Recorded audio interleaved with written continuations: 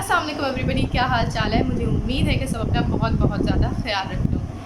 अगर आप मेरे चैनल पर न्यू हैं तो प्लीज़ सबसे पहला काम आपने सब्सक्राइब करने का करना है। मैंने आपको पिछली वीडियो में बताया था कि मैं आप लोगों को आगे अब फ्रेशर्स को ख़ास तौर पे जो एम कैट में इस साल प्रिपेयर हो रहे हैं उनको A to Z initial phase से एंड फेज़ तक हर एक चीज़ के बारे में गाइड करूँगी।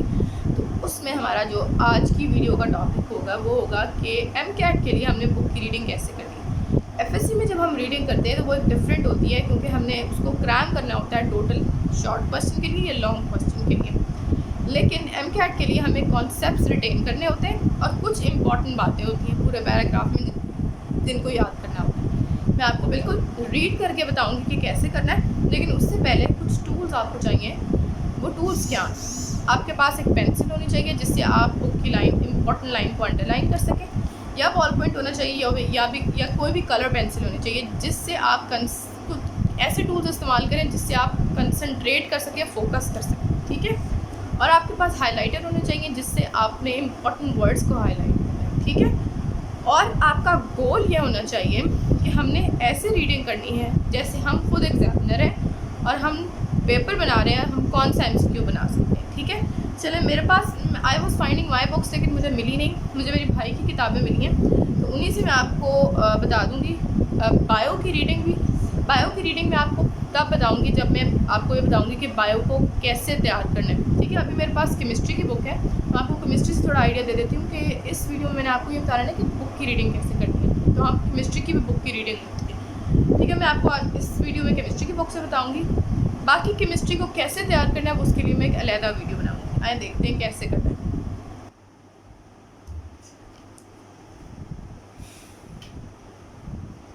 हमारा सबसे पहला गोल होगा कि we have to identify the important lines. अब अगर हम पहली लाइन को रीड करें, equilibrium constant and position of equilibrium are two different entities. इसमें कोई भी बात इम्पॉर्टेंट नहीं है और कोई भी चीज़ ऐसी नहीं है जो कि MCQ बन सके। अगर हम दूसरी लाइन को रीड करें, KC इज़ इक्विलिब्रियम कांस्टेंट, ठीक है। ये हमें पता लग रहा है कि KC क्या है। KC इज़ इक्विलिब्रियम कांस्टेंट, ठीक है, and has a constant value at particular temperature, whereas ratio of products to reactants in equilibrium mixture is described as the position of equilibrium, and it can change if the external conditions, temperature, pressure and concentrations are altered, ठीक है। देखिए, पहला step क्या था कि हमने identify किया important line को, और जो अनइम्पॉर्टेंट लाइन थी उसको हमने अंडरलाइन नहीं किया। अब आप नेक्स्ट टाइम जब आप रीड करेंगे तो आप सिर्फ और सिर्फ इस लाइन को रीड करेंगे। अब नेक्स्ट स्टेप क्या होना चाहिए, जहाँ पर हमने हाइलाइटर्स यूज़ करने हैं, इसमें से इम्पॉर्टेंट वर्ड्स को हमने हाईलाइट करना है। अब जब हम सेकेंड टाइम रीड करेंगे, जब आपने एक लाइन को एक दफ़ा रीड किया, आप इसको एक दफ़ा और रीड करेंगे। सेकेंड टाइम जब आप रीड करेंगे तो आपने एक हाईलाइटर यूज़ करना है। अब उसने कहा है कि KC इज़ इक्विलिब्रियम कांस्टेंट, पहला वर्ड ये हो गया, constant value at a particular temperature, ठीक है। उसके बाद ratio of products and reactants is position of equilibrium, ठीक है। It can change if external conditions, ठीक है। अब देखें, अब अगर मैं इस लाइन को पहले रीड करती तो कैसे करती, KC is equilibrium constant and has constant value at a particular temperature, whereas the ratio of reactants and products in equilibrium mixture is described as the position of equilibrium, and it can change if the external conditions are changed, for example temperature, pressure and concentration। लेकिन अब अगर मैंने इसकी revision करनी है, या अब जब मैं इसको MCAT के लिए रीड करूँगी तो मैं इसको ऐसे रीड नहीं करूँगी होल लाइन। अब मैं इसको ऐसे रीड करूँगी, KC equilibrium constant value at particular temperature. दोबारा बता देती हूँ, KC equilibrium constant value of particular temperature, ratio of products to reactants, position of equilibrium, can change external conditions. अभी जितने भी वर्ड मैंने हाईलाइट किए हैं ये MCQs बन सकते हैं। वो आपसे पूछ सकते हैं KC इज़ डैश, या फॉर एग्जांपल आपको पूछ लें कि KC क्या है, इक्विलिब्रियम कांस्टेंट है, इक्विलिब्रियम कुछ भी पूछ सकते हैं। और वो पूछ सकते हैं कि इक्विलिब्रियम, या आपको अगर कॉन्सेप्ट के बेस पे अगर इसका MCQ बनाया तो वो इस तरह बना सकते हैं कि KC changes with temperature, pressure, concentration are altered. लेकिन आपने पढ़ा है कि केसी क्या है, constant value at particular temperature है। केसी की वैल्यू सिर्फ और सिर्फ टेम्परेचर पे डिपेंड करती है, जबकि ratio of products to reactants जो है वो हमारे पास पोजीशन ऑफ इक्विलिब्रियम है। मतलब जो अगर मैं आप लोगों को यहाँ से बताऊँ, अगर मैं यहाँ से इस जो मैंने एमसीक्यू आपको बना के बताया, इसको मैं एलेबोरेट करूँ तो जो हमारे पास ये है, ये प्रोडक्ट्स टू रिएक्टेंट्स, ये जो रेशियो है वो हमारे पास इक्विलिब्रियम पोजीशन है।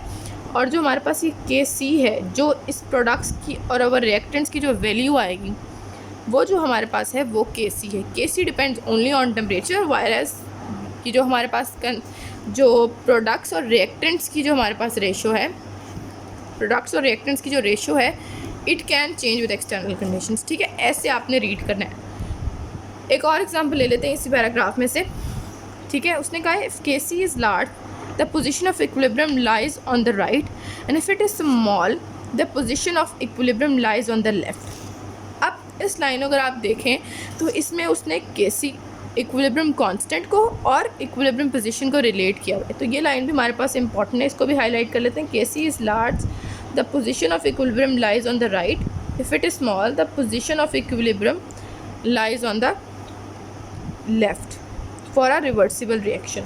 अच्छा, अगर मैं अब इसको सेकेंड टाइम जब रीड करूँगी तो इसमें मुझे इंपॉर्टेंट बातें क्या नज़र आएंगी, वो ये होगी, large K C large position of equilibrium on the right, small position of equilibrium on the left for a reversible reaction. अब जब मैं इसको रीड करूँगी तो मैं इसको कैसे रीड करूँगी, K C large position of equilibrium on the right, K C large position tips पे, K C large position of equilibrium on the right, K C small position of equilibrium on the left for a reversible reaction. This only hold for a reversible reaction, irreversible के लिए नहीं hold करता। ठीक है, अब इस paragraph में हमें ये दो लाइनें इंपॉर्टेंट है और इसको याद जब आपने करना है नेक्स्ट टाइम जब आप इसको पढ़ेंगे तो आपने ऐसे याद नहीं करना है पूरी पूरी लाइन, जैसे मैंने आपको बताया वैसे याद करना है। K C equilibrium constant, constant value at particular temperature, ratio of reaction products, position of equilibrium can change external conditions.